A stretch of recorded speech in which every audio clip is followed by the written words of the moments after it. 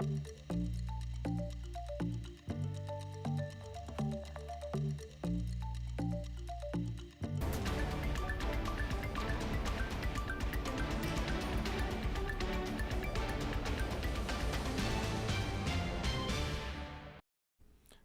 right, good afternoon and welcome to Live Impact News here on the 13 News Now app. It is 1:01 p.m. on June 8th, a Monday afternoon here.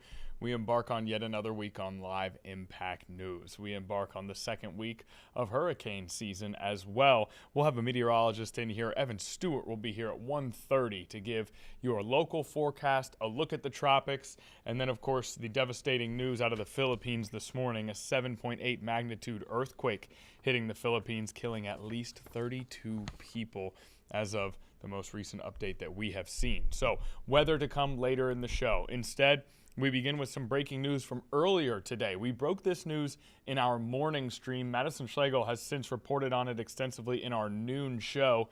There are no new updates from that time, but for anyone who's just tuning in to 13 News Now in any platform for the first time today, let's do a quick update on a piece of local news that has been dominating the headlines for, it feels like, years now. And that is Navy sailor Jeremiah Copeland, charged in the death of fellow Navy sailor Angelina Resendez today. Copeland entered a plea deal, pleading guilty to killing Angelina Resendez in a charge of unpremeditated murder, and now facing over 40 years in prison. So that is the breaking news of today. Jeremiah Copeland and his legal team striking a plea deal in the murder of Angelina Resendez and ultimately pleading and admitting guilt to unpremeditated murder as well as several other charges. This will avoid a full-on trial, a full court-martial that was planned for this week and likely into next. Now will not be happening following this plea deal. Now, we also know that there were guilty pleas to aggravated assault by strangulation, indecent recording, multiple counts of obstruction of justice, and one count of making a false official statement. And you may recall that from the very beginning, Angelina Resendez's disappearance on into the discovery of her body, the arrest and charges of Jeremiah Copeland, the information that came about regarding Jeremiah Copeland's past and other accusations and incidents from his past came up. And of course, we have heard from Esmeralda Castle, Angelina Resendez's mother, who has been vocal in attempting to create safer situations for sailors in the future, so that they do not have the same tragic path as her daughter, Angelina Resendez. She has been vocal even here recently about seeking forgiveness and attempting to forgive. That is something that she has talked about, and she has been also very, very passionate in some of her interviews that she's done with us about trying to figure out exactly what happened. With all of that context in mind, we got an update from Madison Schlegel that Esmeralda Castle, Angelina Resendez's mother, will be meeting and speaking with Jeremiah Copeland today. When we spoke to Madison right around 11 o'clock, she mentioned that it was possible that meeting was happening at that very time. It's now 1 o'clock. We haven't gotten further updates. Madison said they are going to hope to speak to Esmeralda Castle after that meeting, but that is what is planned, or what was planned and what may have already happened. Angelina Resendez's mother, Esmeralda Castle, meeting with Jeremiah Copeland following his guilty plea.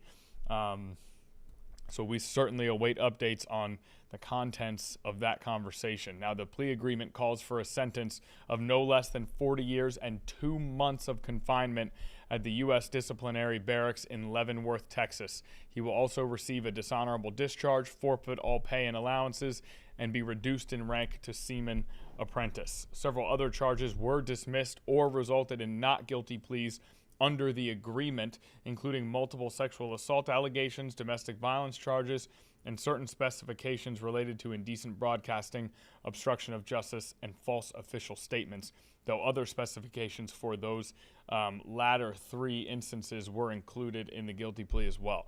So That is the breaking news of today that we bring you to start Live Impact News. We're keeping an eye out for any emails or updates that we may get from Madison Schlegel as we progress with our stream. For the time being, as far as live events go, we do have one live event that is happening right now as we speak, and that is in Los Angeles, California. That is where we are going to head now as we listen in on a press conference marking 1 year since a car washing ICE kidnapping that occurred. Let's go live out to LA right now. Con la Unión Americana de Libertades Civiles, ACLU por sus siglas en inglés. Estamos aquí llenos de orgullo de compartir este momento con Clean Car Wash, con los miembros de la comunidad, porque nosotros sabemos que hace un año, cuando los agentes de ICE y de la patrulla fronteriza llegaron a nuestras comunidades, se llevaron a nuestros miembros de nuestra comunidad, a los familiares, como acabamos de escuchar. Pero también sabemos que la gente se unió, se paró, se levantó y dijo, nosotros no toleramos esto. Y una de las muchas cosas que hicieron los miembros de Clean Car Wash fue unirse a un caso que se llama Vázquez Perdomo contra Nome, que tiene en la mira parar las redadas aquí en el sur de California, parar estos intentos basados en perfil racial de detener a los miembros de nuestra comunidad. Junto con ellos y con todos los abogados de este equipo, logramos ganar una orden parando las redadas en julio del año pasado, que desafortunadamente solo estuvo en pie 6 semanas antes de que la Corte Suprema la quitara. Más allá de eso, hemos estado luchando también dentro del caso y pronto pensamos volver a la Corte para pedirles otra orden, parando los arrestos sin orden de cateo y sin evaluar qué tan conectados están a la comunidad y la probabilidad de que ellos se vayan a regresar a sus casas donde son más seguros, ¿verdad? Porque todos sabemos que nuestra comunidad es más segura cuando todos están en su casa, en su trabajo, en su comunidad. Así que agradecemos a todos los carwacheros y a todos nuestros clientes y los miembros de la comunidad que hayan todo levantado para decir no lo vamos a tolerar, ni el año pasado ni ahora. Muchas gracias.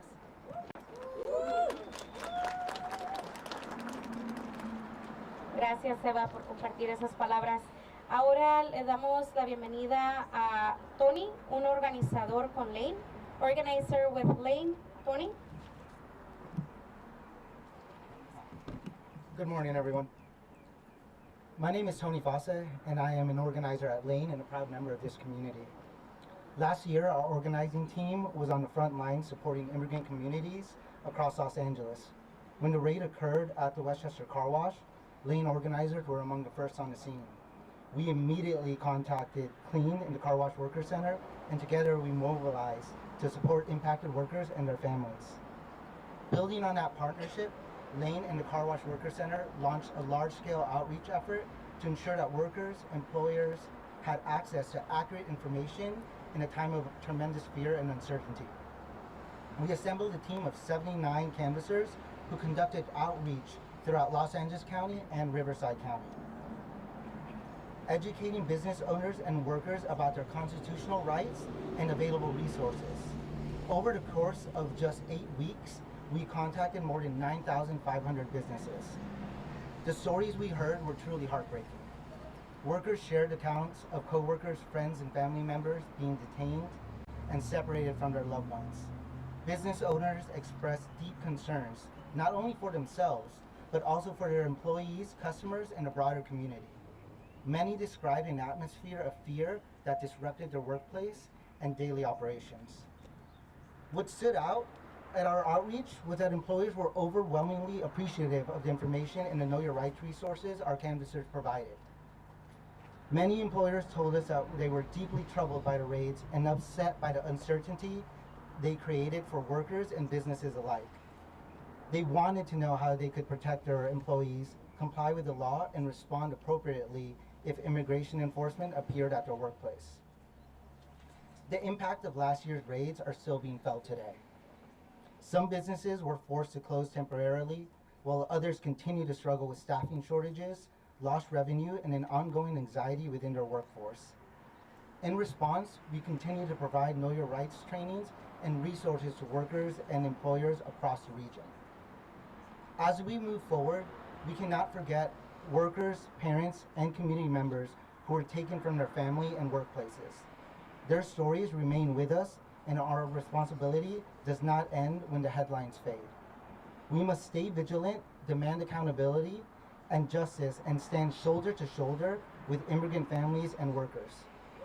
Lane remains committed to that fight, ensuring our communities have the information, support, and solidarity they need to defend their rights and dignity. Thank you so much. Thank you, Tony. Now I would like us to welcome Alma, partner of Jose, detained mobile car wash worker in California City. Alma?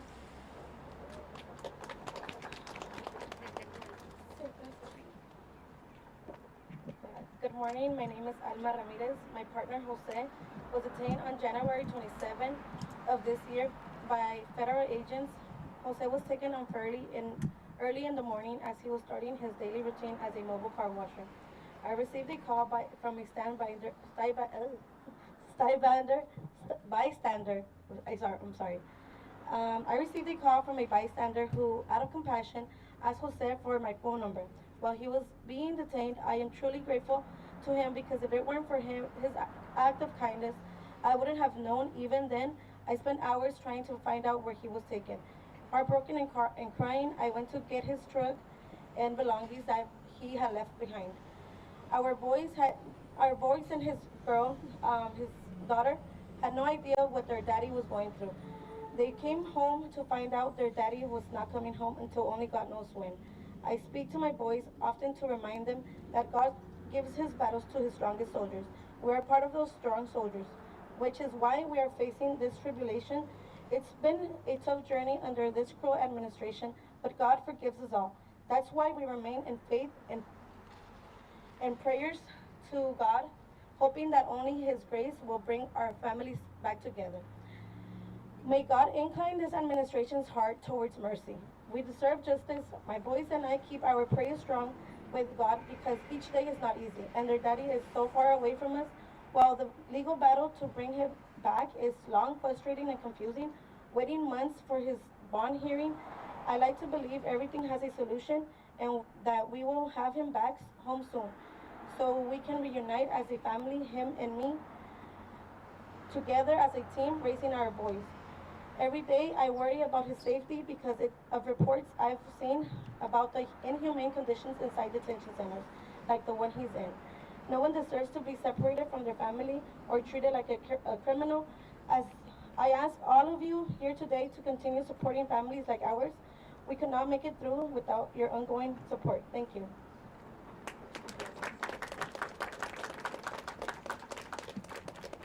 Thank you, Alma, for sharing. Now I'd like to welcome Rabbi Andy Shiver from Clue Justice.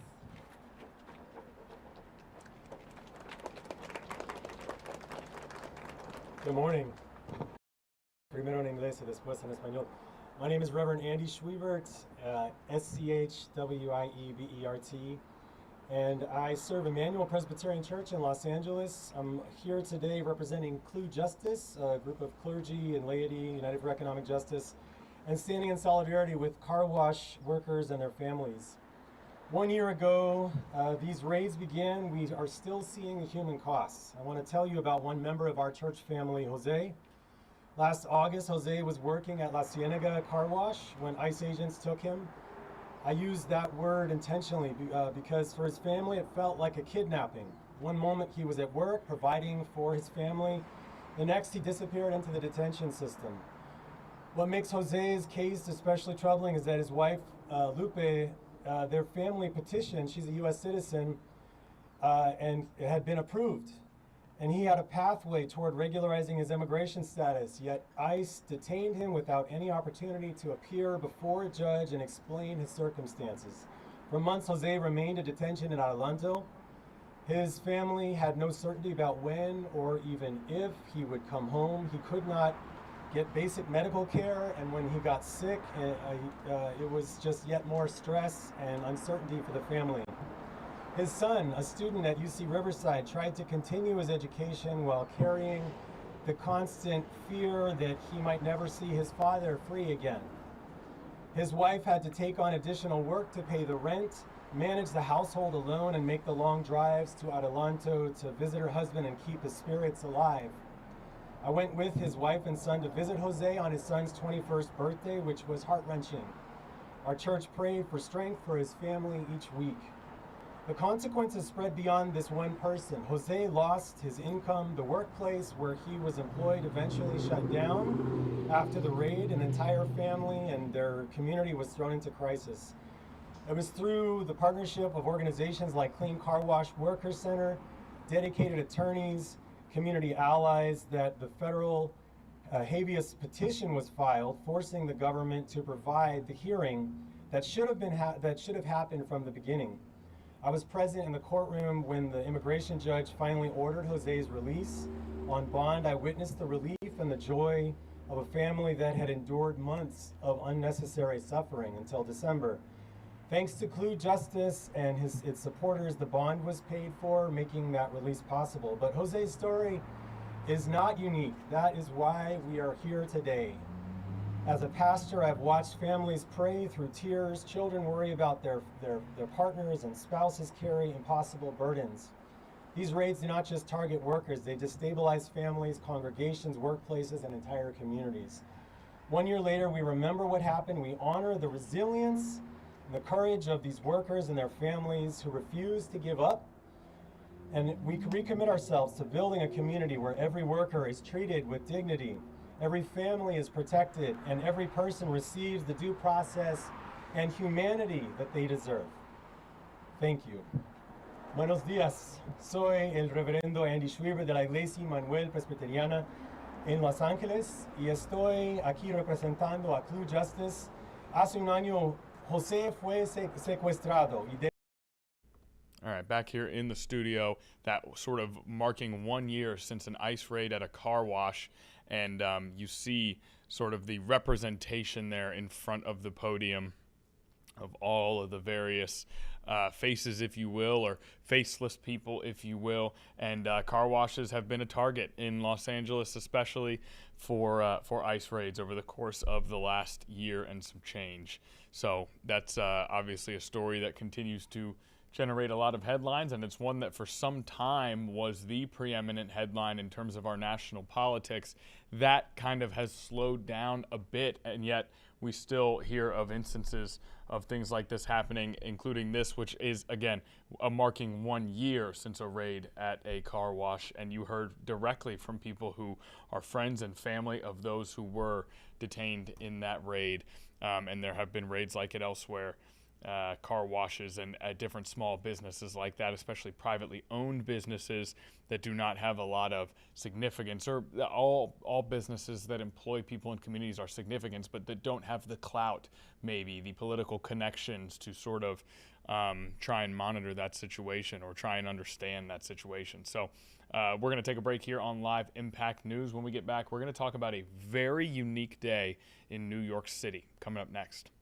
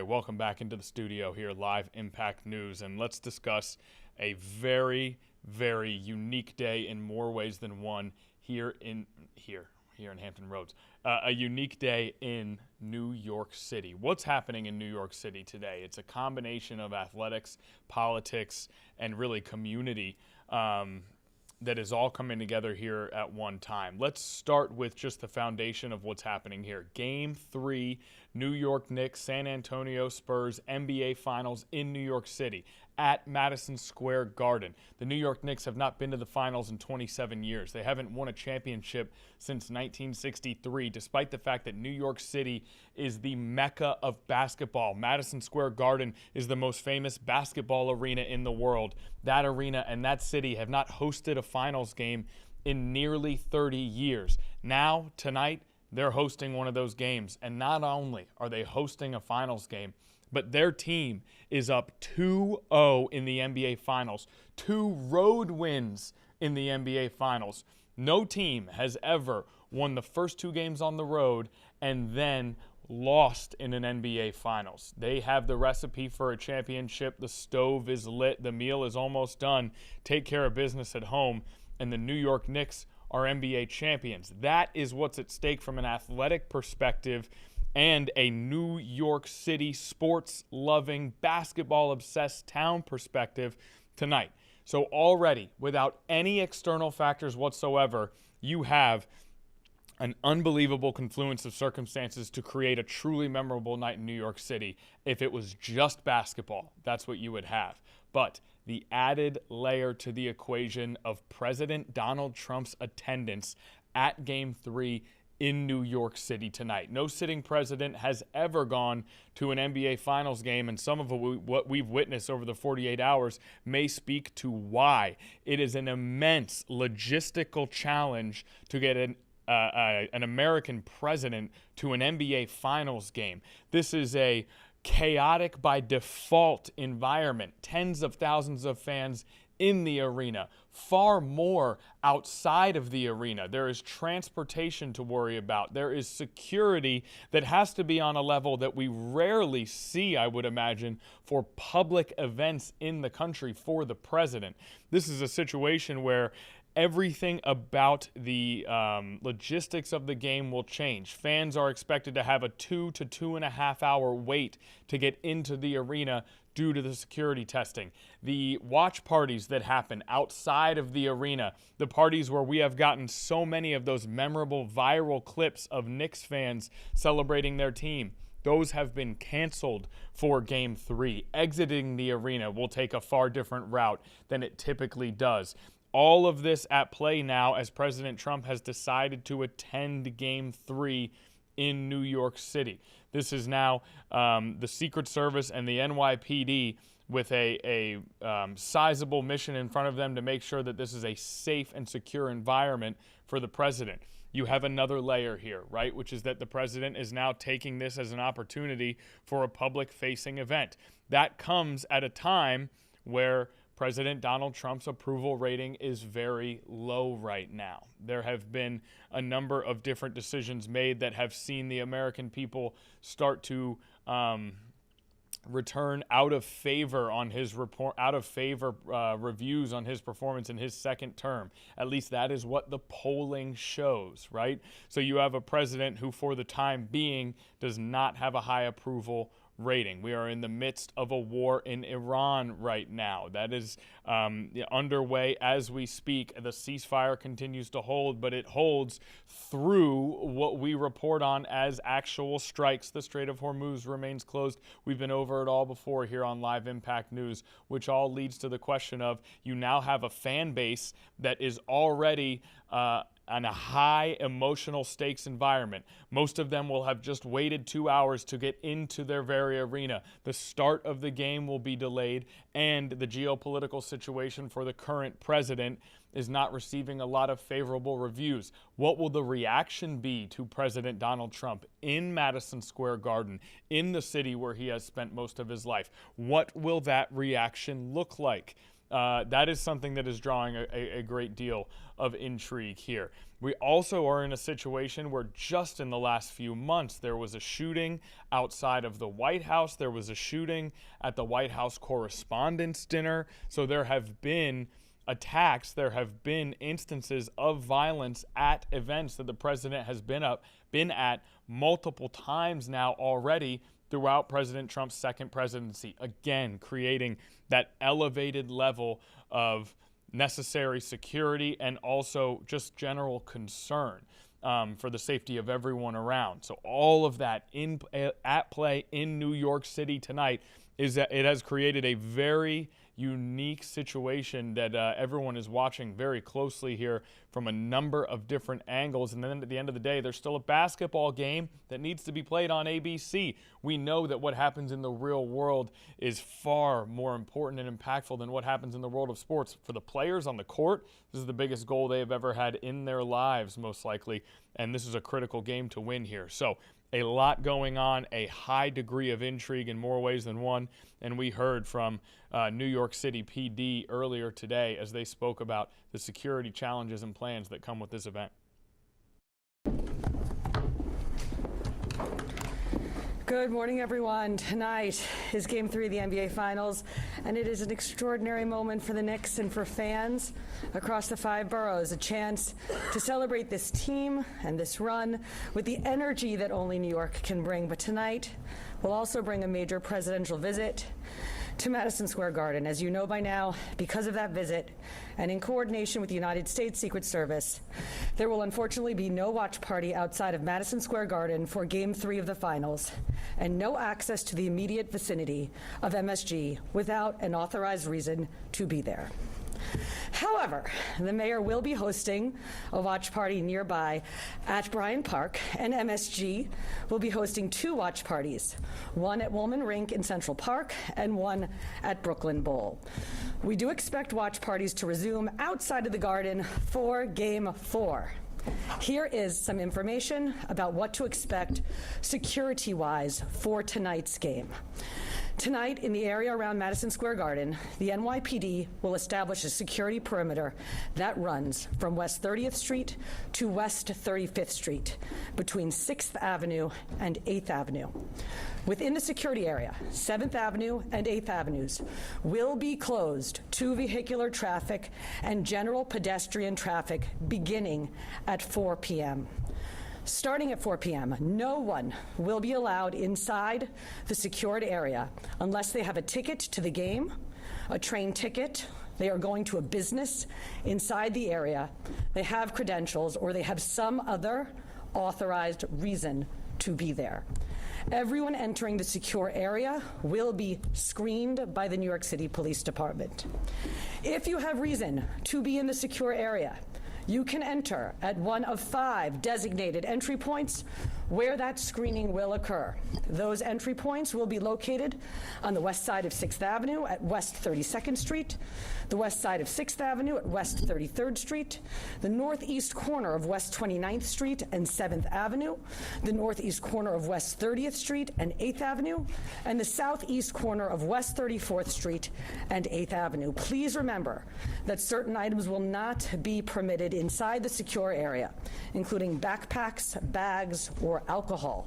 The only exception will be for travelers entering Penn Station who will be allowed to carry bags needed for travel. Businesses inside of the perimeter, including bars and restaurants between 6th and 7th Avenues, and those between 7th and 8th Avenues will be allowed to operate with strict capacity limits. If you plan to frequent one of these locations, you will need to be screened at a security checkpoint. When you leave, you will not be allowed onto 7th Avenue or 8th Avenue inside of the secure area. If you are not going to the game, we are asking you to avoid the area around Madison Square Garden tonight. And if you are coming to the area, do not drive. Use mass transit, give yourself extra time, and follow the direction of NYPD officers and security personnel on the ground. For access to public transportation, including Amtrak, LIRR, New Jersey Transit, and the subway, your best bet in the the area will be to use the entrances to Moynihan Station on the west side of 8th Avenue on 31st and 33rd Streets, which will be outside of the secure area.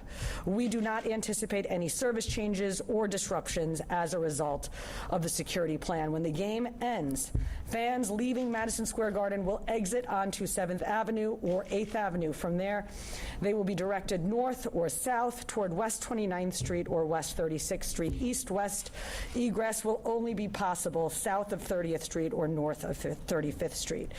So if you're planning to take an Uber, a taxi, or another ride after the game, you should plan to do that from West 29th Street or West 36th Street, not directly outside of the Garden. For Game 4, we do expect watch parties outside of Madison Square Garden to resume. Those watch parties will be managed with pens and screening, and we do anticipate the same security perimeter for safety purposes. We will have more to say about those plans in the days ahead, but the plan will be modeled after Times Square New Year's Eve, one of the most joyous nights of the year. So the message is simple: celebrate the Knicks, but avoid the MSG area tonight if you do not have tickets for the game or some other valid reason to be there tonight. Thank you, and go Knicks. I am now going to introduce Matt McCool from the Secret Service.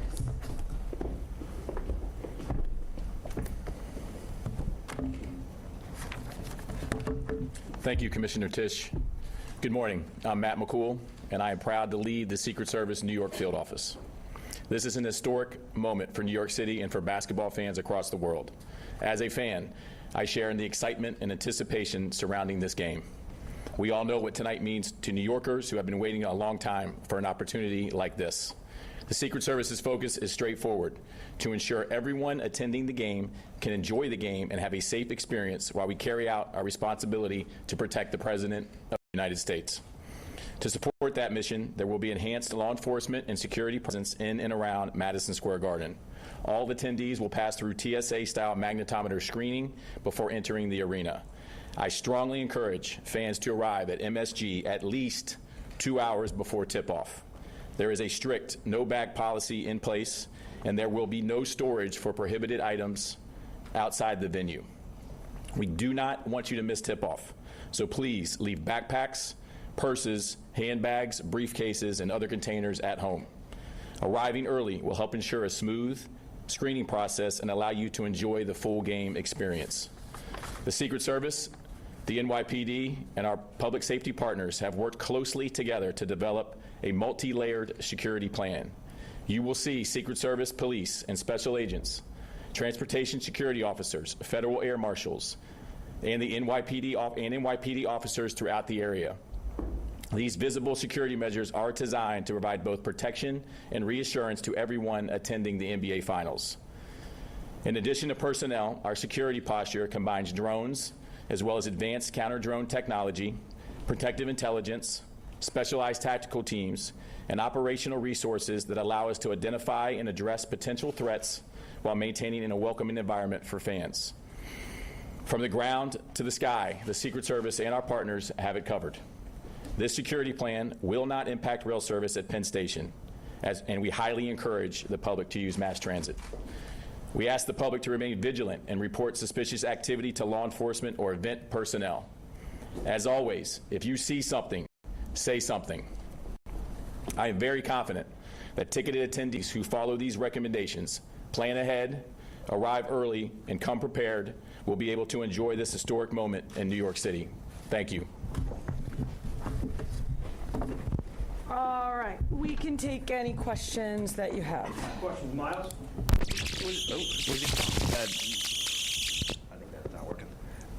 Okay. Was the issue that it's just there's no real way to mitigate crowds and rowdiness and all of that kind of stuff with the president being inside the sort of physical footprint? There's a lot of events We're like not going to get into the specifics of it, but the NYPD, in coordination with the Secret Service, made the decision for Game 3, where we have a presidential visit, that we could not support watch parties right outside of the Garden. We are looking forward to bringing back watch parties for Game 4, as I mentioned. But I think New Yorkers are used to presidents coming to town, and they understand that that generally means lockdowns of areas, and that's what you're going to see tonight at the Garden. Mark, CNN. Hi there. The area within that area of Madison Square Garden, if the president leaves, will that be taken down? If he leaves during the middle of the game, for instance, will that be opened up again? That is going to be managed as a secure area for the duration of the night. There is not going to be a watch party in front of Madison Square Garden tonight. That has been done as part of a security plan put in place for the presidential visit, and we are very much looking forward to bringing back watch parties at the Garden for Game 4 on Wednesday night. Also about policing once the game is over, when everybody comes out onto 7th Avenue. I know there's been a lot of rowdiness.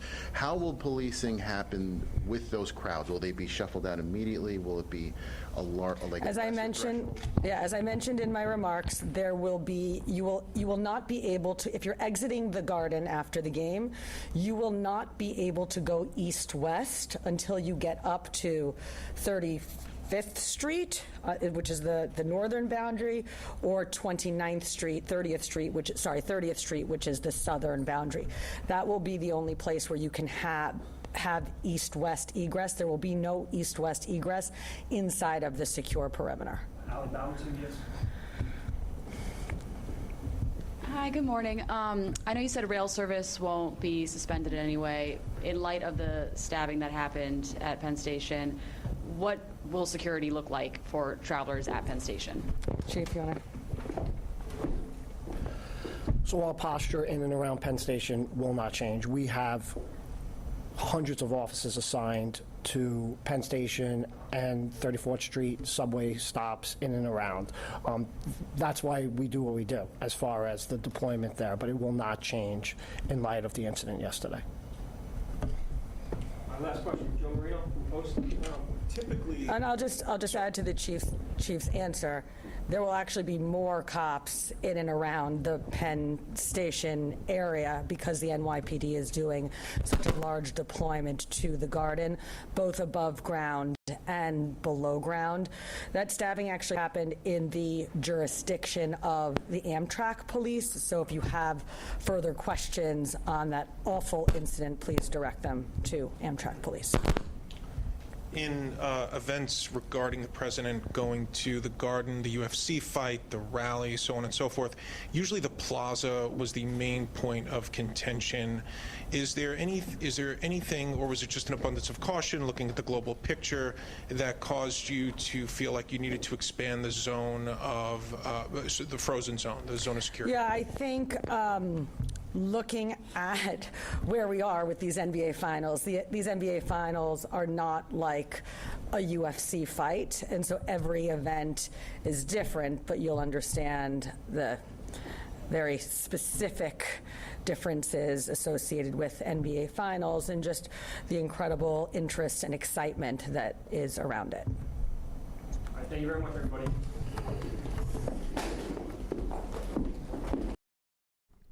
So as you can tell, as we discussed, a lot going into tonight's NBA Finals game, a lot more than would typically go into an NBA Finals game. And that NBA Finals game right here on ABC, 8:30 p.m. on this very station, not this very platform, not Live Impact News, but on Channel 13, that game. Right after that game will be 13 News Now at 11. So, of course, stay tuned for that, and stay tuned for more here on Live Impact News. Meteorologist Evan Stewart is here. We've got your weather forecast for the week coming up after the break.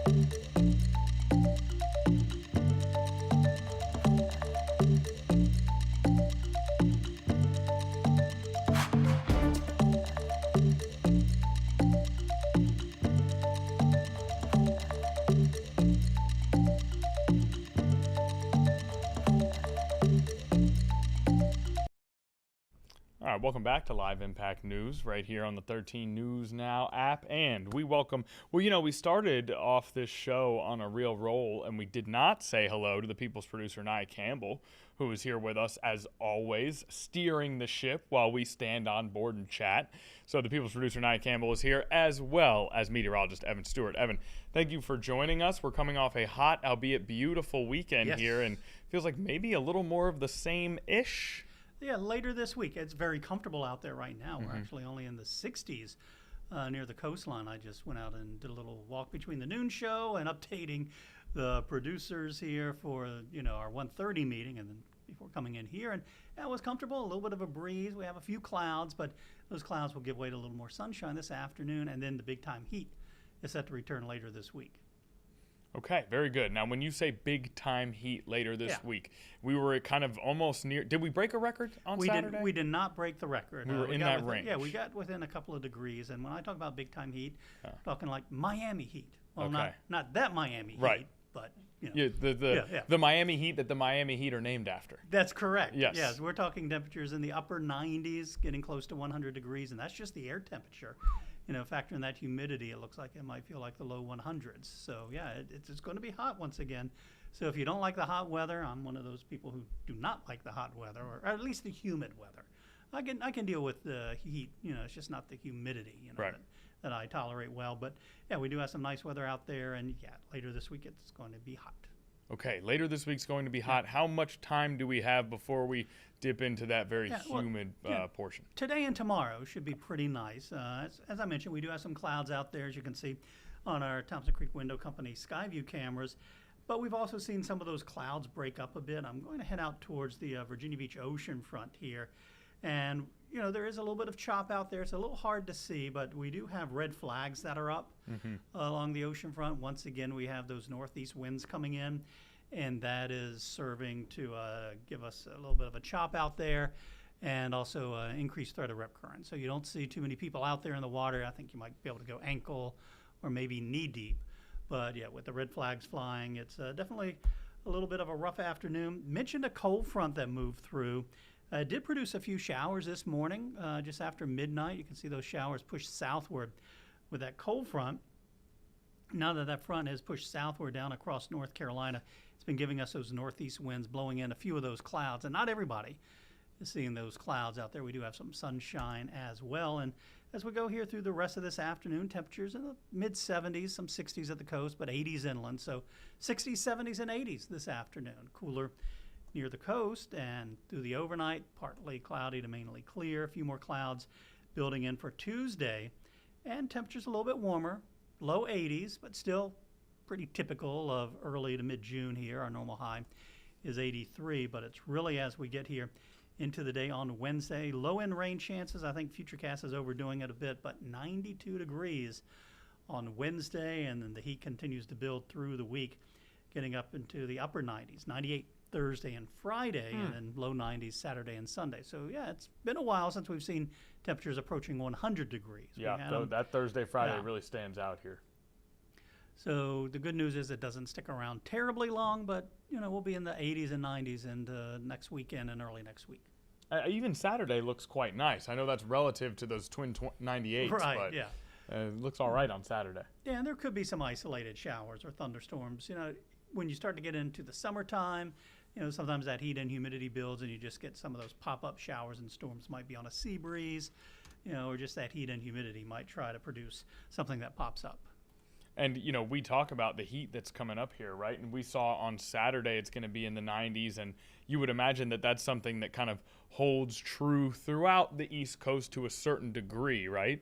When then you see that on Saturday, June 13th, there is a World Cup soccer game in New Jersey. Right. On Saturday, June 13th, there's a World Cup soccer game in Massachusetts. So this is something that's going to have impacts beyond, our beach days with the World Cup here in our area. So it'll be interesting to see how it impacts one of the game's most important global athletic events here. So an added layer for us to all this heat. Yes, it really will be. And, like you said, it's not just us. It's really the eastern half of the country that is going to be dealing with, some of that, extreme heat. Okay, good to know. Does that mean, is this a a Saturday pool beach day for you guys? There's got to be something we can do to help with the heat. Are we finding an open body of water and immersing ourselves? I think that would be a very good way to That's cool ideal. down. Yes. Okay, very good. I think I will be taking a break from the beach. Okay. I tell you, the sand was on fire. Ooh, yeah. I was doing one of these little jogs. Oh, yeah. Maybe that's a good note. For anyone who's just moved here, you're embarking on your first summer in Hampton Roads, Northeast North Carolina, or if you're here on vacation and you're checking us out to figure out what's to come for your week of vacation, the sand is an underrated aspect of a good beach day. You are going to want to make sure you have some sandals. If you have any amount of walking to do on that sand that's further away from the water, you might think, I know it's hard to fathom, you're like, oh, I'll just kind of skip through it. It is painfully hot on the soles out there on a 98, 95, 96 degree day. Yeah, and don't forget about, your pets as well. You know, if you're bringing an animal to the beach, their paws get hot too in that sand, and they can't escape it either. So yeah, it's definitely one of those times where you want to go later in the day, as you get closer to sunset and the sun's sun's not quite baking that sand. You don't want to be the person, and I have been this person, this is how I know, but you're running up, you did not bring the proper footwear, and the only available shade is the small sliver next to the trash can. And so now you're just standing next to the trash can and then you're in just 98 degree heat. Right. You're just trying but to make all it you from need is spot some to spot. sandals, and you're fine. My You're good to flip-flop go. broke, though. Oh, because I was no. using it to walk on the sand, and it popped because the sand is like, as you're kicking it up, Yeah, it's like super heavy. Right. So So is it RIP to that sandal? It's gone? Oh, no. But you had a long day. What'd you do for the rest of the day? I just tiptoed through. You were just barefoot the whole time? Oh, my gosh. What a trooper. Okay, so that's good. Maybe a backup pair of flip-flops if you got room in your beach bag, according to Nia Campbell. I'm a shoe bee myself. I just slip on a pair of old shoes to head down to the beach and full maximum protection. Okay, but still worthwhile to get down to the beach, and that sand by the water is oh so nice and cold and chilly and feels great after a long walk down to the beach. So, looking as far as the weather goes, again, generally partly sunny and, just sort of those chances for pop-up showers and thunderstorms as we head towards the end of the week. Okay, good to know. So we've got some rain coming in spots, but we know we've got a whole lot of heat. Enjoy the next 2 days because it doesn't look like it's dipping below 90 a whole lot as far as those highs go for the rest of the week. We are fully in summer, very June-ish out here, even a little hotter maybe. Yeah, even hotter than June because you can see our normal high this time of year is 83, so we'll be well above normal and well above even the dead of summer, the average high temperatures anyway. Okay, very good. Now, the other thing, you get into June, you start to feel those summer temps. What we're looking at here, even a little higher right now. The other part that comes with June is that it is hurricane season. We are now keeping an eye on the tropics on a day-to-day basis. What kind of activity are we looking at here, Evan? Well, the good thing is there's not much going on in the Atlantic Basin, which is kind of, it's not unusual. It's usually late June before we even get our first sort of tropical system. So everything is just, quiet, off the coast of Africa, the intertropical convergence zone. There's some, lows down there. I'll move it up so you can see it from behind the banner. Yeah, there's not much going on in the Atlantic Ocean. At least the Pacific, we do have a little bit of activity with a brand new tropical storm, Boris, which is down here off the coast of Mexico, but it's not going to last much longer. As it moves inland, it's going to fall apart, and then we have a new tropical depression that is down here off the coast of Nicaragua. We'll have to see what that one does over the coming days, but again, it's not unusual for the Pacific to be a little more active, early on because their hurricane season starts May 15th. And with the developing El Nino, possibly super El Nino, I think this could be a year that, there is a lot more activity in the Pacific, which is typical of an El Nino year. You see more activity in the Pacific and less activity in the Atlantic. And we see Boris impacting the southern portion of Mexico there. What's that going to feel like for those coastal areas? Is that just going to feel like really a rainstorm mostly? Yeah, mostly. It's a minimal tropical storm, winds last check of 40 miles per hour. So it's really, it's going to breezy conditions, and some rain, through parts of southern Mexico, but it's not, anything that's too terribly significant. Okay, Good to know. So we have relatively calm in the tropics for now, especially in the Atlantic. We've got another hot week to come, and we've got some potential for some storms towards the end of that week. Yeah, but not looking at, any kind of drought-busting rain, which we could certainly use. We'll get a new drought monitor on this Thursday. And we saw a little bit of improvement with the last drought monitor, but certainly the hot weather this weekend and, that we're going to see later this week, I imagine we might see a little bit of a worsening of the drought. I know, I have a little herb garden out on my back patio and have to make sure you water that every day because. Oh, what kind of stuff? Oh, I mean, I've got some sage, some oregano, some thyme, some rosemary, and some Thai basil. Are you stocking the cupboard with that stuff? Well, I use it, and cook stuff. Cook some chicken and throw in a little bit of sage or something like that. Make a steak and throw in some rosemary. Okay, now Naya, do we need to get a picture of this on Live Impact News at some point? We didn't know that we had a garden over at the Stewart residence. It's not a big garden. It's just a little bit of an herb garden. I love the sound of that. And you said it's having a tough time with these drought conditions. It is. Yeah, it really did well. A couple weeks ago when we had all that rain, and it just kind of sprouted and grew, and it likes the rainwater so much more than just the city water that I use to water it. That's treated, so the plants don't like it as much as they do, like fresh rainwater. Okay, so we don't get Evan Stewart on Live Impact as much these days, but this week we should see a little more. Yeah. Maybe later in the week, could we get a picture of the garden? Do you mind revealing that on Live Impact News? Yeah, I can. I mean, I'm off Wednesday, Thursday, Friday. You're off Thursday, Friday. Okay, maybe Wednesday we'll take a look. You can send it to us. We'll be able to pull it up on the big screen because it fits in well with the forecast too. Yeah, I can send it to you right now. Okay, fantastic. All right, so something to look forward to for Wednesday with Evan Stewart, including those climbing temperatures. Evan, we appreciate you coming in as always. Really not as always. Again, some schedule changes have meant we don't get you here on Live Impact as much. That's right, yeah. But we'll get to enjoy this week and have some good times. Yeah, Tim was off last week, so I was working the night shift, so... And we got Craig Moeller off this week, so things are moving around a little bit. Okay, very good. We will see Evan Stewart later on in Live Impact News. We might even see a little bit of that garden here. As for us today, what's going on today? Well, we're going to take a commercial break. We got one live event setting up and a couple things we want to go over that happened this morning. That's up next on Live Impact News.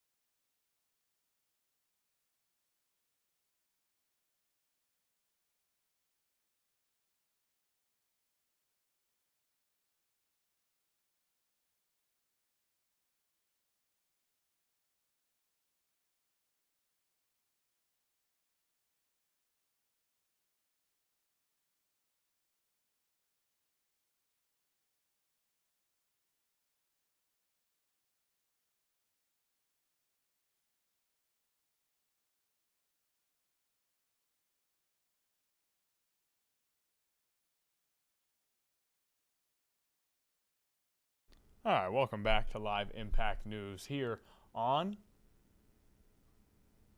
13 News Now. App. App. I'm so sorry, Naya. I did not plan her for that at all. That was a spontaneous Monday moment right there, and we nailed it. Naya, I think we nailed it, personally. Right. I thought that was great.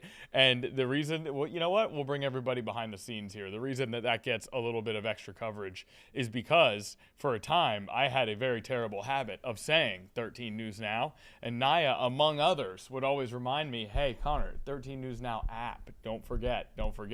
And so, how the tables have turned. I wasn't, you put me on the spot. I did, so I really did. Like, what does he want me to say here? I didn't even think about doing that until we literally got back, and I was like, well, let's get a little bit. I think you did that to me because I popped you on camera. You did pop me on camera a little early, but that had nothing to do with it, I promise.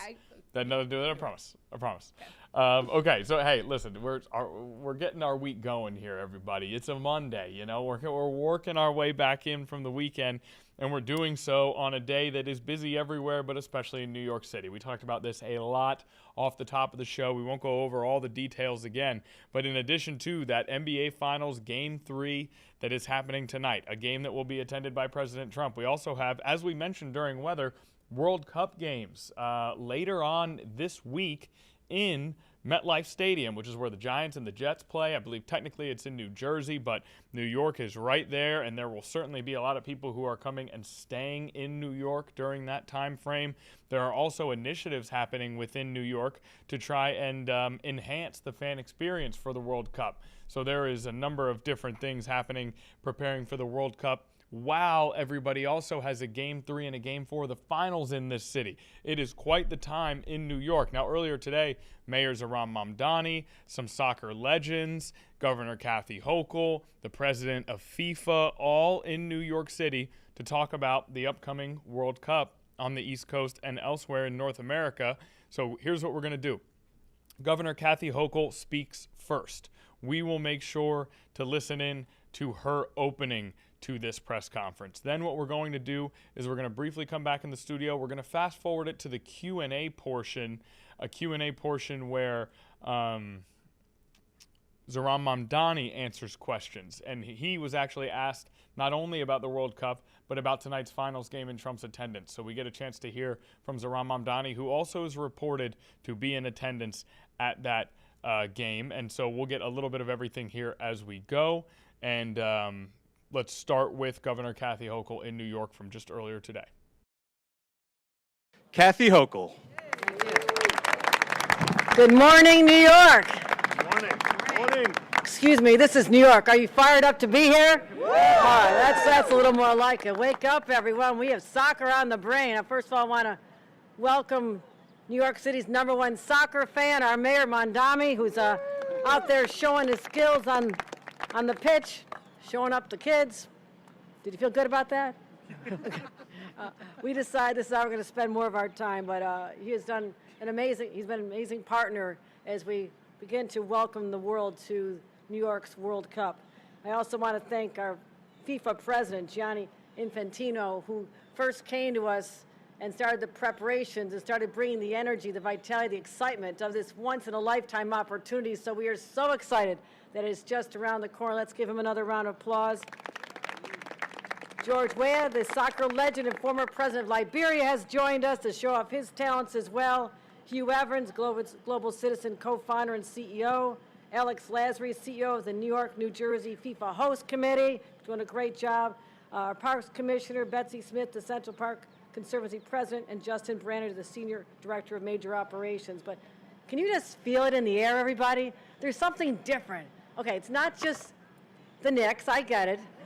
It's not just the Knicks, but it is the Knicks. But everybody's so alive and so excited. I was just on the subway the other day, and you know what? People are talking to each other. Okay, this is earth-shaking, and they're sharing stories and talking about somebody's socks that say FIFA and somebody else's hat that says the Knicks, and so I can just feel the electricity. I love to harness this as well. So we are literally counting the minutes until the World Cup comes to New York, and we literally expect over 1 million people, million plus, to descend from all over the world to come to our great region. And we want every single one to have a world-class experience, and every single New Yorker can be part of the World Cup magic, even if you can't get a ticket to the stadium. Okay, most New Yorkers are probably not getting tickets to the stadium, but we want them to share in the sheer joy of this. So especially July 19th with the FIFA World Cup final. So we together are here to announce that we are having the largest watch party, the biggest match in the world, largest watch party, biggest match in the world, right here in Central Park. Yeah. You heard it. First tier. And guess what the price tag is? It's free. Yeah. So right here on the Great Lawn, there's no better place, the quintessential New York experience to bring everybody to this location, from Shakespeare in the Park to the Global Citizen Festival, the Philharmonic, or just sunbathing. This is the summertime go-to spot for New Yorkers. And now it'll be the city's front row seat to that beautiful game. And again, we partner with Superfan Mondami and sponsors like Global Citizen.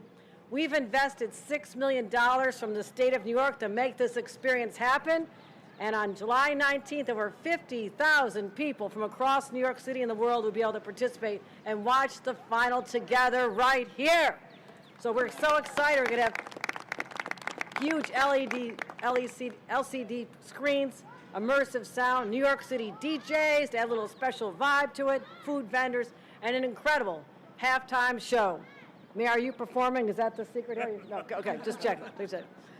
Once in a generation lifetime part of something that is magical. Lottery tickets, get this everyone, are be open on Thursday, June 11th at Global Citizen's website, globalcitizen.org. Again, thank you, Global Citizen. Let's give them another round of applause.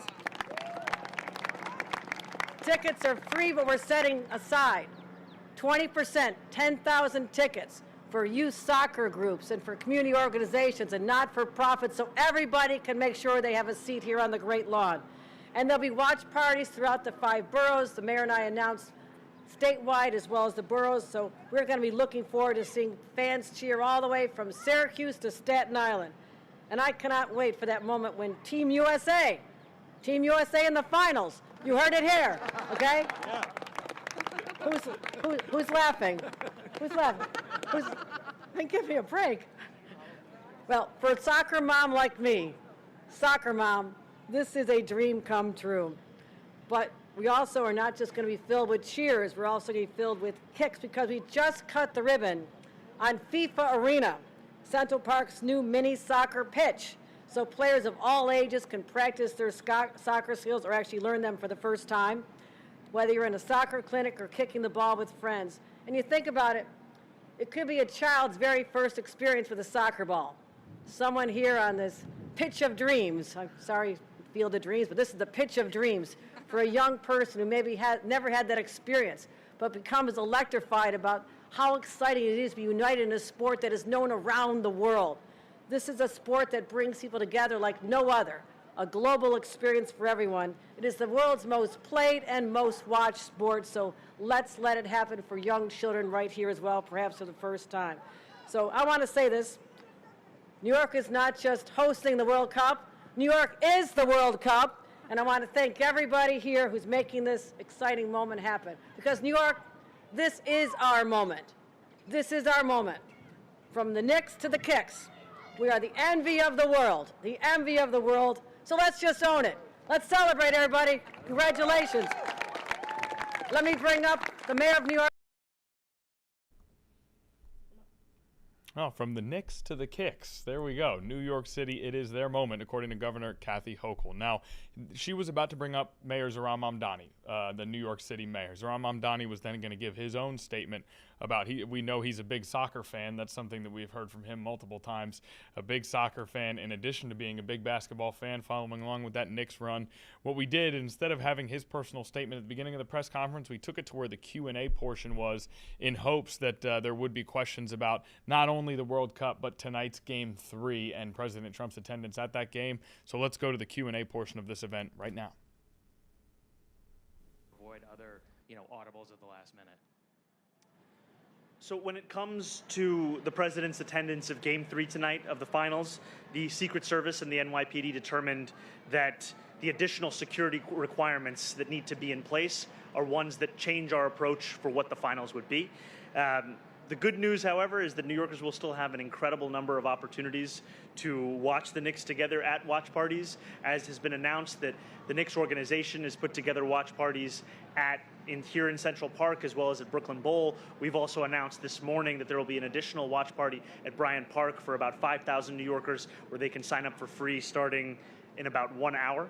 And what this all speaks to is that we are incredibly prepared for a summer that will be memorable for so many reasons. We have the Knicks in our first final since 1999, a chance to win our first championship since 1973. We have a once-in-a-generation opportunity with the World Cup, and all of that happening alongside America 250, July 4th, the Puerto Rican Day Parade, Pride, all of the summer events that so many of us look forward to on an annual basis. And we're excited, we're prepared for this to be a summer not only that is safe and secure, but also a summer of fun.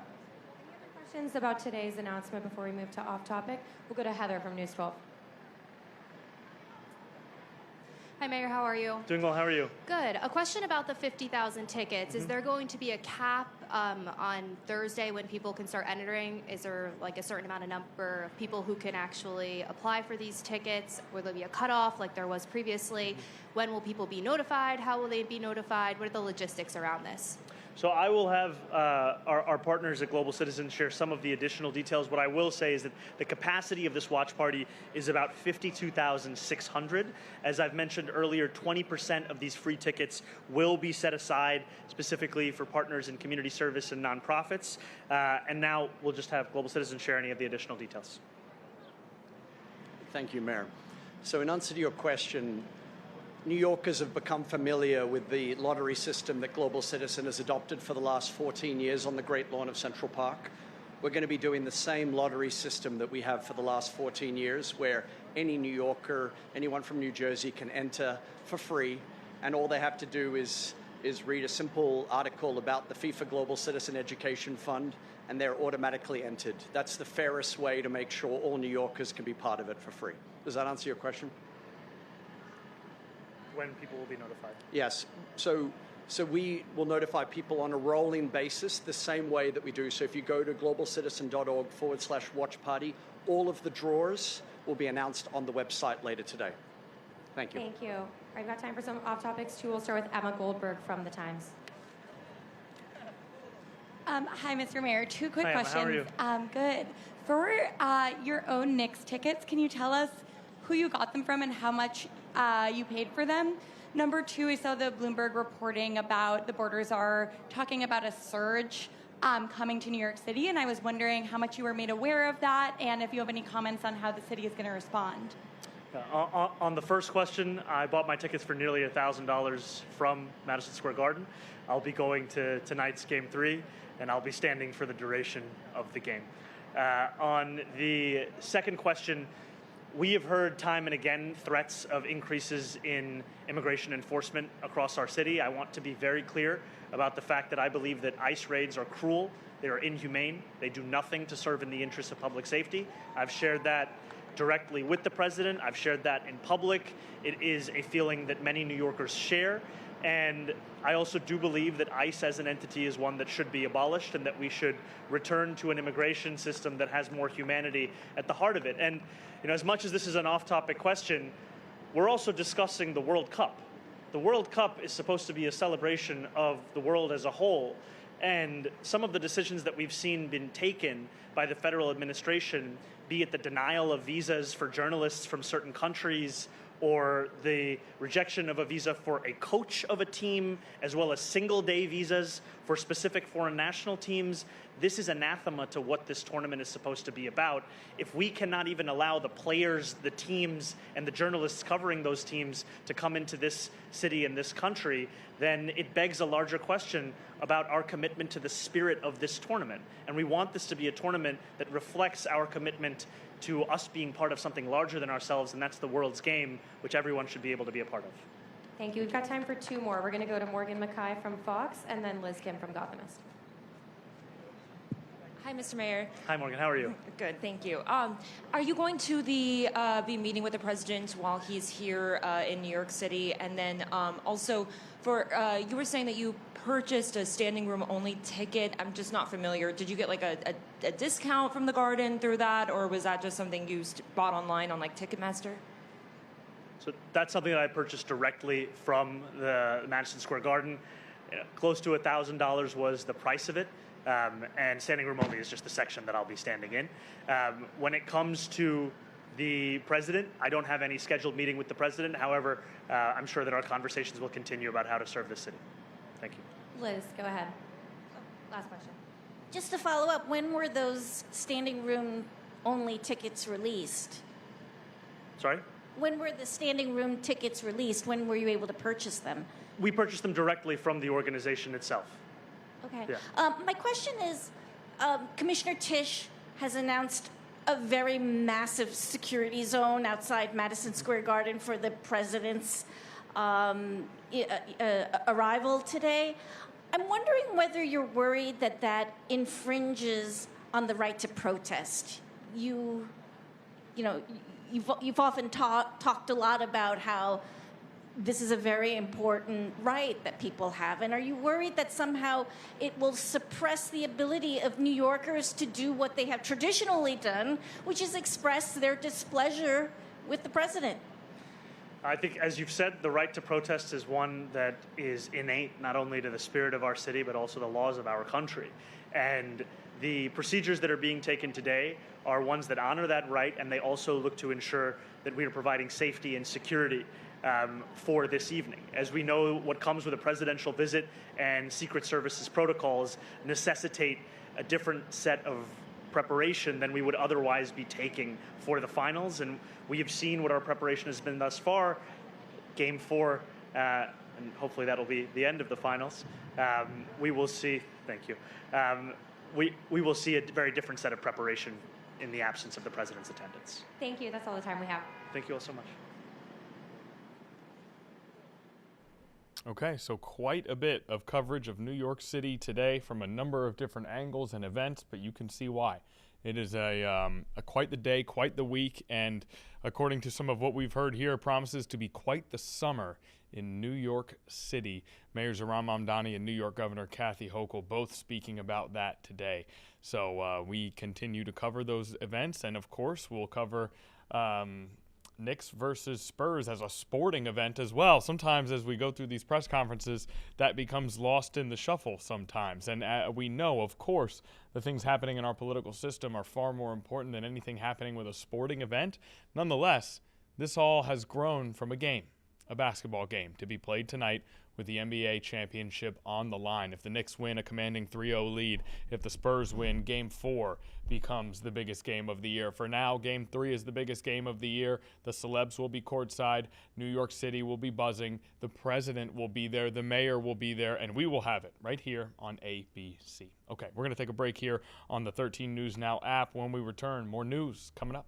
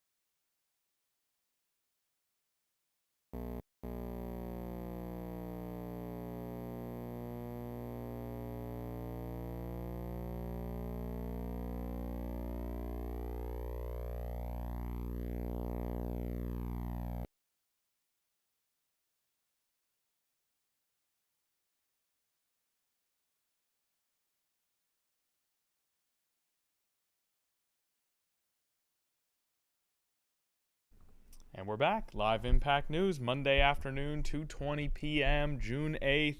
And as the summer months come, you heard from Evan Stewart that intense heat last week and this week.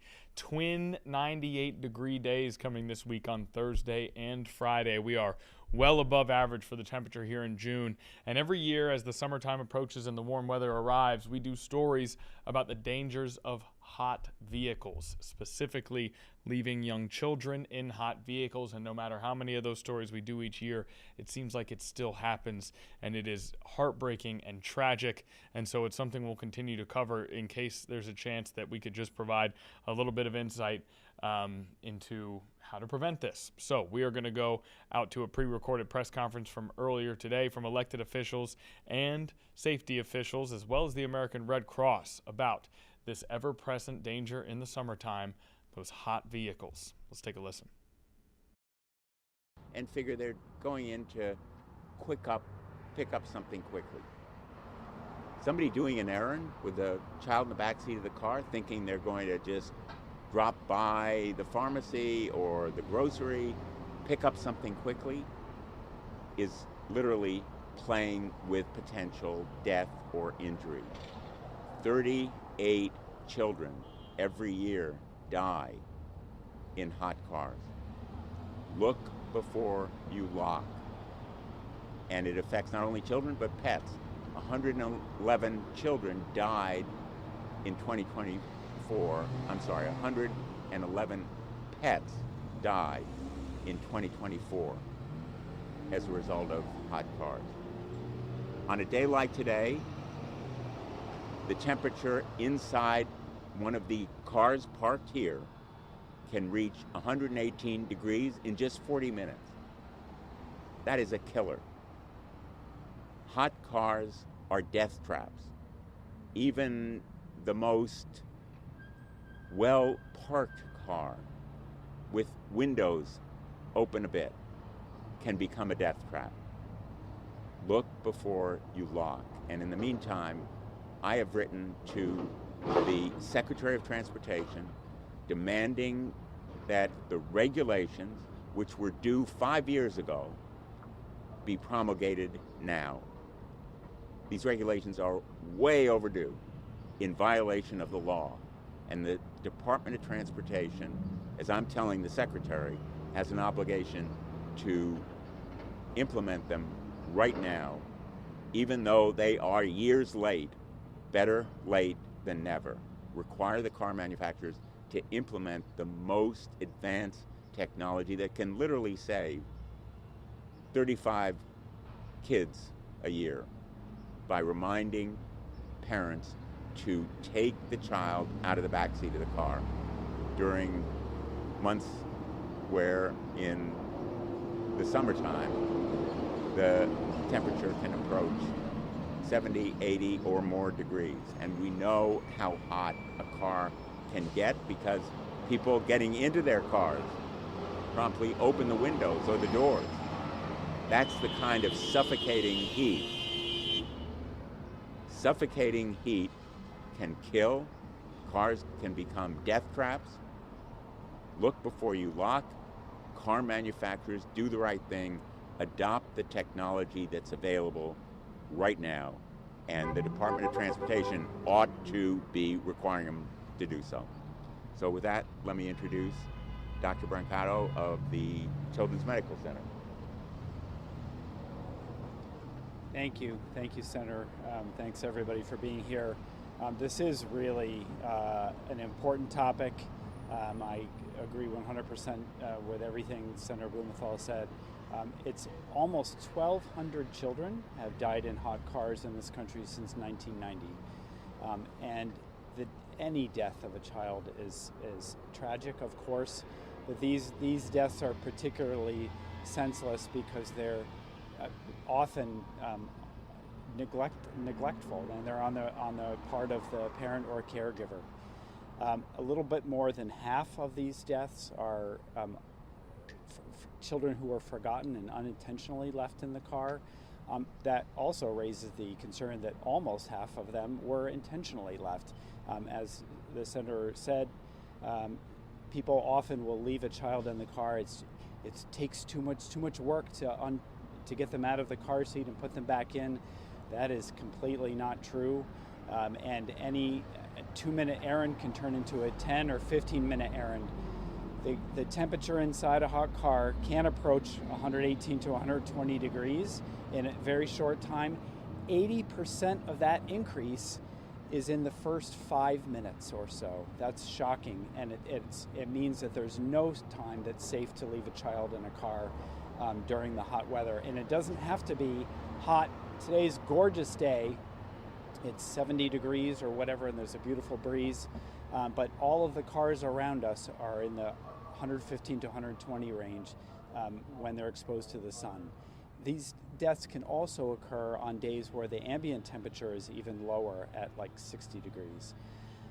Children are at higher risk because being smaller, the amount of surface area that they have is higher relative to their mass, so they are much more sensitive to the extremes of temperature than adults. So everything that we can do to raise awareness, to remind people that it is never okay to leave your child in a car unattended. Make sure that when the car is sitting in your driveway that the doors are locked so that there's no chance for a small child to crawl in and then get stuck, particularly with the advent of child-proof locks in the back seat, which can unintentionally then trap them inside, or they may not know how to open the car from inside. Make sure the cars are locked. There's never an appropriate amount of time to leave a child unattended in a car. And any kind of technological solution that will help prevent this is worth having. So I completely support the bill. Thank you so much for being here. Thank you. Excellent. Richard Brannigan.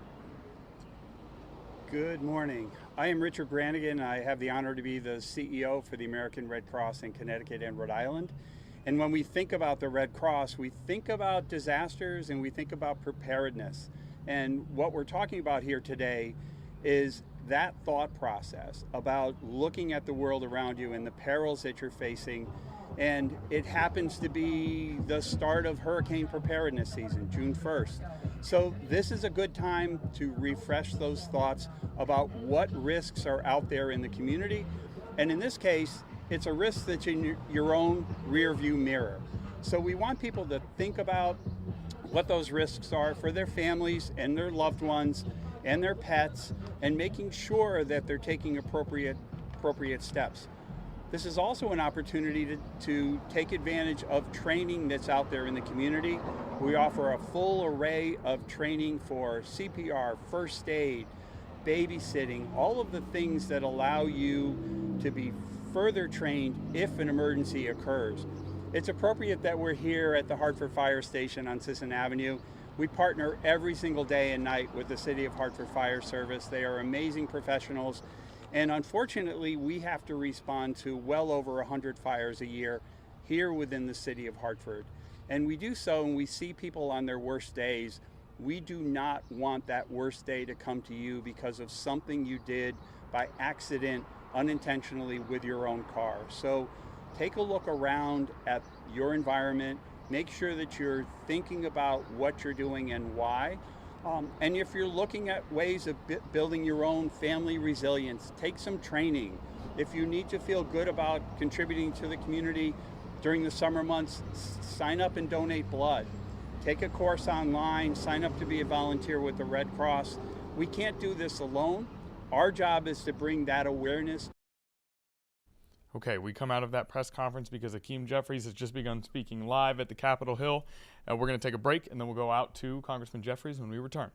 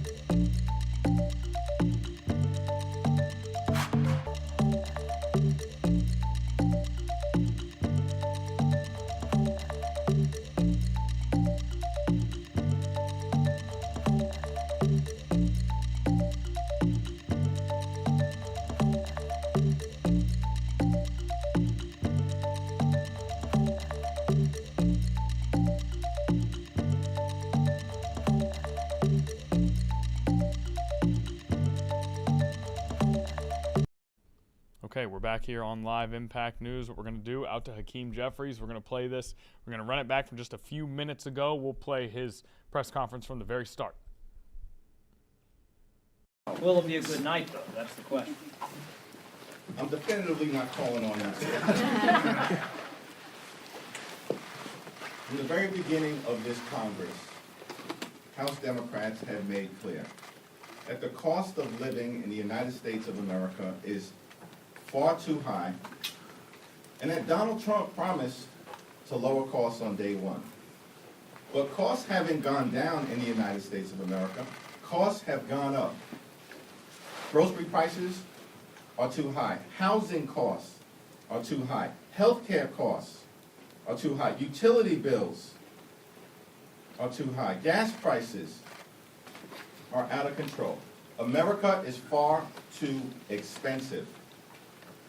And Donald Trump hasn't made the situation better. He's made the situation worse. The Trump tariffs have increased costs on everyday Americans by thousands of dollars per year.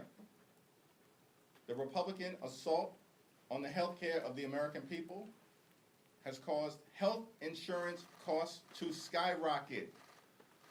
And at the same period of time, Donald Trump's reckless and costly war of choice in Iran has resulted in gas prices through the roof.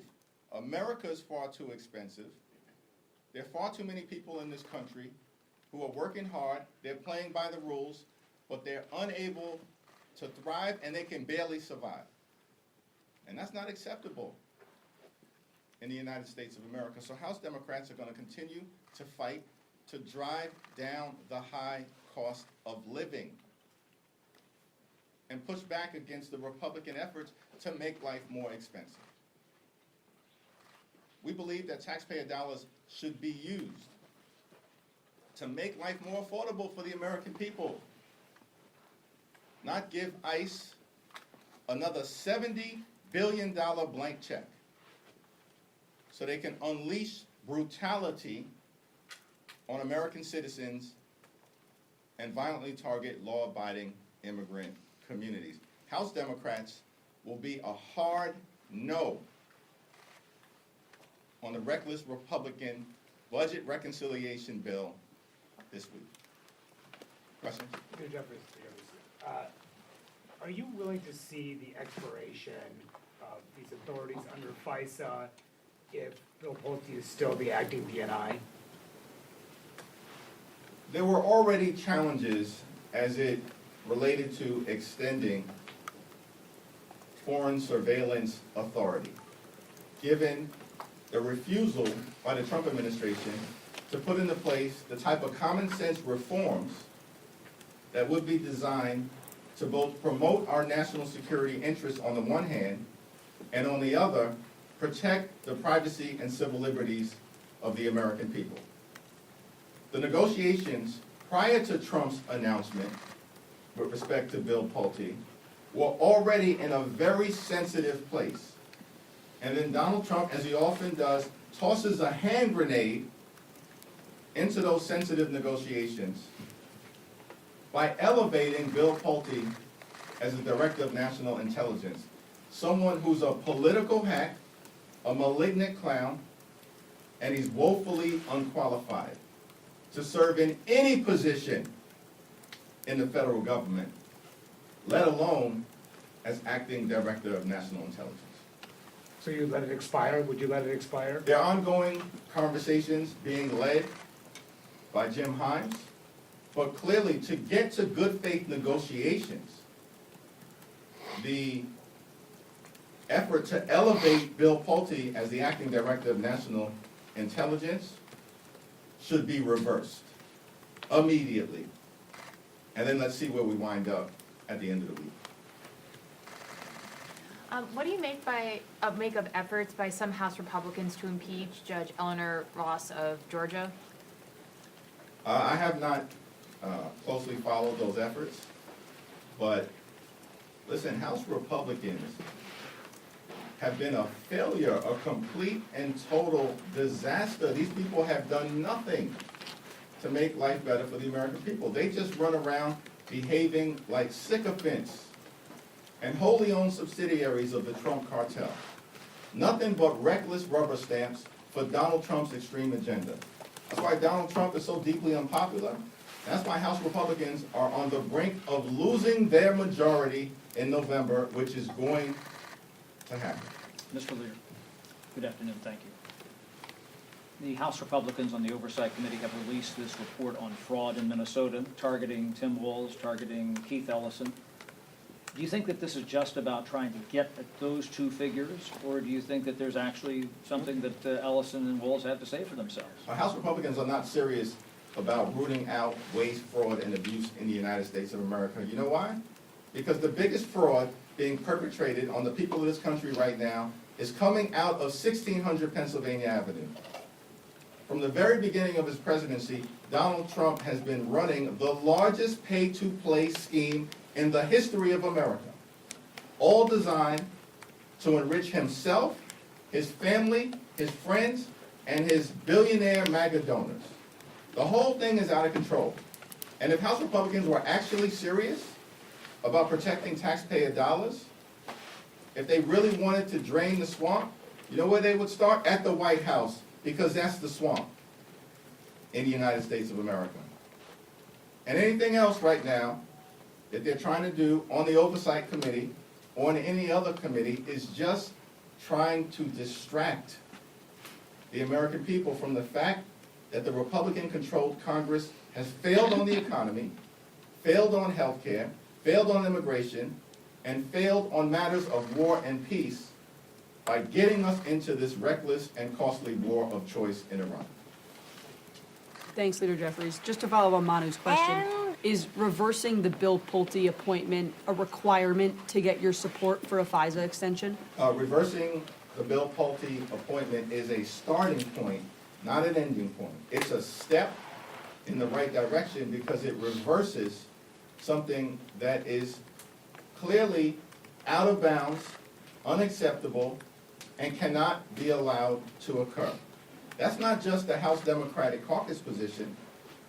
The Senate Majority Leader, John Thune, has said that Bill Pulte is not qualified.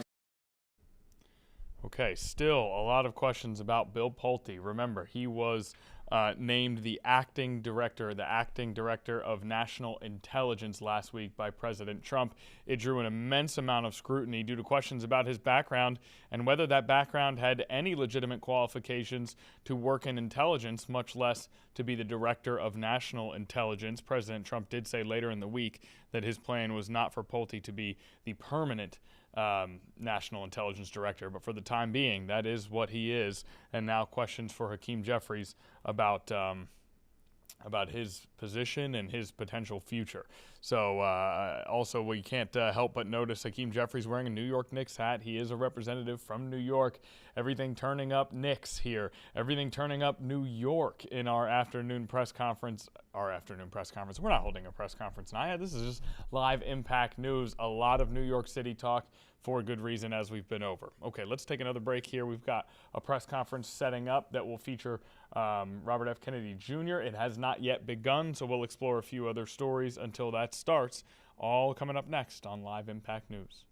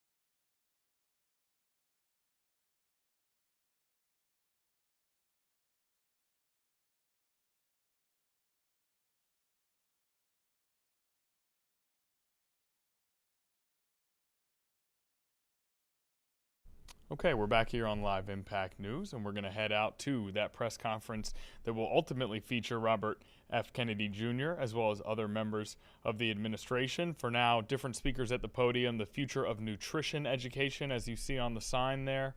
Let's take a listen. Rachel Fisher in the Office of the Assistant Secretary for Health, and Dr. Drew Bremer with the Office of Nutrition Research at NIH. We have also been so fortunate to have the help and support of CMS Administrator Dr. Mehmet Oz and NIH Director Dr. Jay Bhattacharya, who have both taken tremendous action to integrate nutrition into medical practice and research. And of course, our tireless partners at the White House, Callie Means and Dr. Heidi Overton, for helping championing the MAHA agenda. I also want to thank our partners at the Department of Education, Secretary Linda McMahon, Undersecretary Nicholas Kent, Assistant Secretary David Barker, and Deputy Assistant Secretary Jeff Andrade. And finally, I want to thank President Trump and Secretary Kennedy for creating this unique opportunity for change. Through our mandate to make America healthy again, we are achieving historic reforms that will have a lasting impact on improving the health of our nation. And with that, ladies and gentlemen, please join me in welcoming Secretary Robert F. Kennedy, Jr.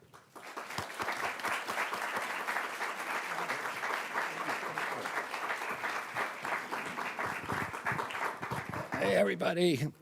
Thank you for being here, and special thanks to Sam Waters and Dr. Travis Brown for their leadership and all the hard work that they put into making this happen today. They put nutrition at the forefront of medical education, and it's all part of our effort to put good food at the center of the American plate. I also want to thank Congressman Aaron Bean, who's here for his leadership on this issue and many, many other MAHA issues. Congressman Bean told me that he's changed his diet as a result of his involvement in MAHA, and that he actually cut himself. He showed me his finger making a salad for his lunch. So even real food can be dangerous.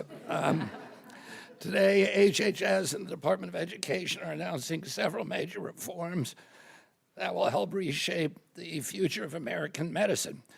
First, 9 of the nation's leading medical accreditors, certifying boards, testing organizations, and educational institutions are taking concrete action to put nutrition back where it belongs, at the center of medical education. 9 organizations we're highlighting today are the Accreditation Council for Continuing Medical Education, the Accreditation Council for Graduate Medical Education, the American Association of Colleges of Osteopathic Medicine, the Association of American Medical Colleges, the American Board of Medical Specialties, the Commission on Osteopathic College Accreditation, the Liaison Committee on Medical Education, the National Board of Medical Examiners, and the National Board of Osteopathic Medical Examiners. Over the last 10 months, these organizations have done the hard work of reform. They reviewed standards, revised requirements, built consensus, and committed themselves to measurable change. Together, they are changing how America trains its doctors. Some of the most significant reforms came from the National Board of Medical Examiners and the National Board of Osteopathic Medical Examiners. The first time nutrition science will have a meaningful presence across all 3 steps of the United States medical licensing examination. Approximately 15% of content across the examination sequence will assess nutrition and the clinical application using evidence-based standards. The National Board of Osteopathic Medical Examiners has made a similar strong and impactful commitment on its testing of osteopathic students. That means nutrition will no longer sit at the margins of medical education. It will shape what students learn, what physicians master, what licensing boards assess, and ultimately how patients receive care. Education drives practice, practice drives outcomes, and outcomes determine the health of a nation. That's why today's commitments represent one of the most important course corrections in modern American medicine. Our next big announcement is of equal importance. 19 additional medical schools have signed the Trump administration's nutrition education pledge, committing to provide at least 40 hours of nutrition education or an equivalent for every future physician they train starting this autumn. On these commitments, 73 medical schools across the country have now joined the pledge. That's not a symbolic achievement, it is a structural change. The first 54 schools joined after months of engagement and planning by Dr. Travis Smith and Sam Waters and others. The 19 schools joining us today came forward on their own. They saw the urgency of the nation's disease burden. They saw the leadership of their peers, and they chose to act. I commend them for their leadership, but we're not stopping there. To accelerate this work, HHS just launched a $2.1 million NIH challenge to identify, reward, and to scale the most effective approaches for integrating nutrition into medical and nursing school education. Whether these solutions come through courses or workshops, teaching kitchens, coaching programs, seminar series, or entirely new models, we will find them, we'll support them, and we'll share them with everyone else. NIH will also make winning curricula publicly available so that institutions across the country can adopt what works. This is the first phase of a $5 million initiative led by Director of NIH, Jay Bhattacharya, and the Director of Office Nutrition, of the Office of Nutrition Research, Dr. Drew Bremer. To understand why these announcements matter, consider the scale of the problem we face. Today, 90% of healthcare spending goes toward treating chronic disease. We calculated recently that if you include the VA and the Pentagon and the Social Security Office and my agency, we spend today about 48 cents out of every federal dollar that Americans pay in taxes now goes to healthcare, and 90% of that goes to chronic disease, most of which are linked to our food. More than 70% of American adults are overweight or obese. 1/3 of teenagers have diabetes or prediabetes, 38%. And this is not only a public health challenge, it's a national security issue. About 77% of American children can now no longer qualify for military service. And that's something that should get everybody's attention. And these numbers make one thing clear: we cannot solve the chronic disease burden without addressing nutrition. And that's why the commitment announced today are so important. Together, these three announcements send a clear message. Nutrition is returning to the center of the American medicine. That should not be a revolutionary idea. Yet the lack of nutrition training in medical schools is a decade-old problem, first identified by the American Medical Association in the 1960s when my uncle was president. Successive administrations have recognized and acknowledged that problem. The Trump administration finally did something about it. President Trump directed us to change course. Under his Make America Healthy Again agenda, we're putting nutrition education at the forefront of medicine and prevention at the forefront of healthcare. We're training future physicians to address the root causes of diseases, not simply manage their consequences. And we're building a medical system that gives doctors better tools, patients better information, and families a better chance to live long and healthy lives. I want to thank the leaders of the 9 accrediting, certifying, testing, and educational organizations representing here today. They chose action over complacency and reform over inertia. I also want to thank the 73 medical schools that have joined the Nutrition Education Pledge. By strengthening nutrition education for the next generation of physicians, you are helping to improve the healthcare of future generations. I want to make clear that all of these organizations came forward voluntarily. There was no coercion or pressure from my agency. We acted as a catalyst here. We did something that everybody already wanted to do. And I want to say just something additional about that. There are many people in this audience and many of the people who signed on to the pledge, both the accreditors, the testers, and the medical schools that disagree with the Trump administration on many, many policies and disagree with me personally on many policies. And so I especially want to commend them for coming forward and say a word about how important that is. I grew up at a time of extreme polarization in our country during the 1960s. And in some ways, the polarization and violence exhausted itself with the assassinations of my uncle and then my father. But it's resurged today, and it is resurged in a way that humanity has never encountered before because it's driven by algorithms that pour concrete on our divisions, that push us farther and farther apart. And nobody really knows or understands how this can end. But clearly what we need to do is we need to start learning to talk to each other again, even with people with whom we disagree. And we need to be able to come together on issues on which we can find common ground. We can disagree with other people on 90% of the issues. But if there's a place that we can agree, we have an obligation to come forward and do that. I had an example when I was a kid of the way that works. My uncle Ted Kennedy, who was one of the farthest left members of the United States Senate, would come home on weekends with people like Orrin Hatch, like every weekend. People who disagreed with him on every issue, but nevertheless they were friends and they enjoyed each other's company. And they took time to spend with each other so that they could find common ground on issues. And as a result of my uncle's friendships with all these people who disagreed with him, he now has more legislation under his name and more bills passed that he initiated than any other senator in the United States history. And it was because he was able to reach out, and all of us need to start doing that again today.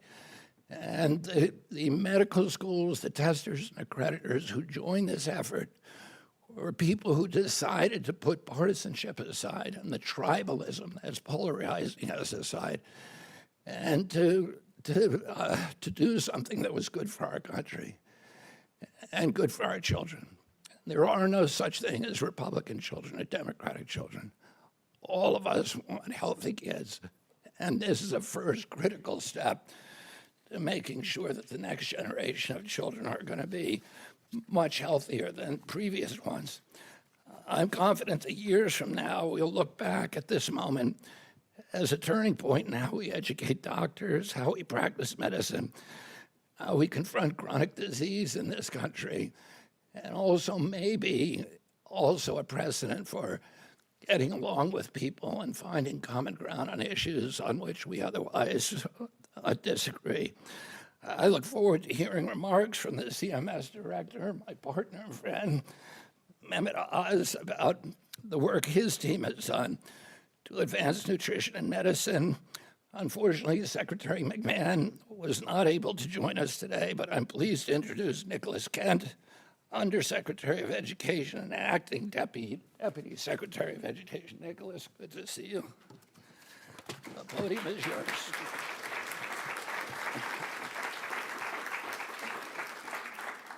Thank you, Secretary Kennedy, for gathering us all here today, and thank you for leading this historic change.